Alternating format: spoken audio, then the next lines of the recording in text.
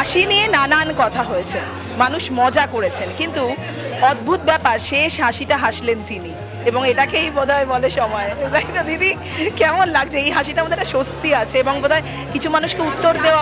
আমি এখনো তাই আছি, সে মিম হোক আর কটাক্ষ হোক আর লোকে মজা করাক, কিন্তু যারা করেছেন তাদেরকে অসংখ্য ধন্যবাদ, কারণ সেটা করাতে আমার ভোটটা পাইয়ে দিয়েছে।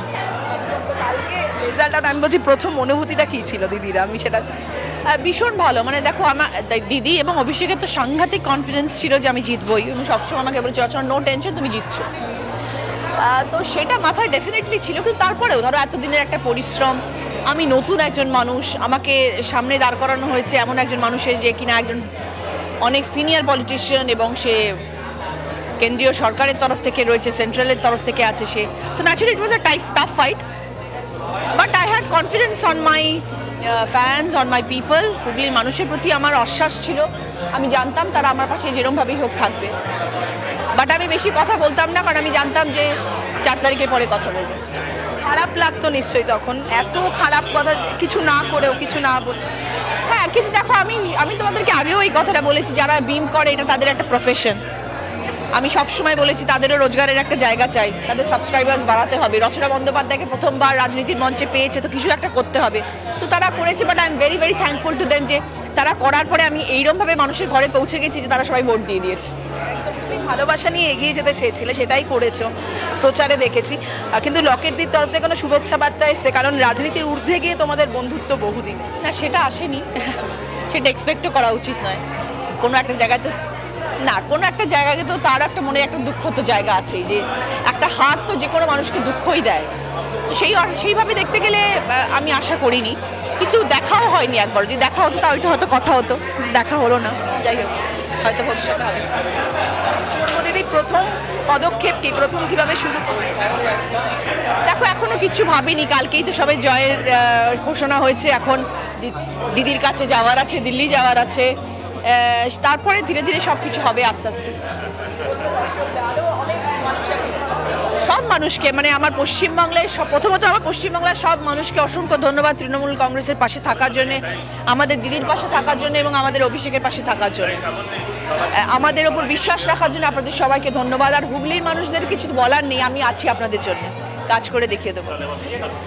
দ্বিতীয়ত আমি দাঁড়াবোই না ভেবেছিলাম, জেতা তো দূরের কথা, কিন্তু যখন দাঁড়িয়েছি এবং দিদির কথায় দাঁড়িয়েছি, অভিষেকের কথা দাঁড়িয়েছি, এবং যেইভাবেই 3 মাসটা গেছে, গত 10 বছর এত 3 মাস এরকমভাবে আচরণ কোনো প্রার্থীর কাছে আমি আজ অবধি পাইনি। আমার প্রতিপক্ষ যখন 2014-তে সন্তোষ রানাবাবু ছিলেন, এবং ভারতীদি যথেষ্ট আমাকে সম্মান দিয়েছে, এবং তাদের দল যেভাবে সম্মান দিয়েছে, কিন্তু এইবারে যেভাবে নির্বাচন হয়েছে এবং যেভাবে পার্সোনাল, না দুবার এরকম হয়, এত পার্সোনাল অ্যাট্যাক, ব্ল্যাকমেলিং করা হয়েছে, 3 দিন পর বোমা ছড়বো, যেভাবে মেলাইন করা হচ্ছে, সবকটাই পার্সোনাল অ্যাটাক ছিল। এমন নয় কি ব্যক্তিগত, মানে সাংসদ দেবকে বা 10 বছর আমি কি কাজ করেছি, কি কাজ, সেটা নিয়ে নয়।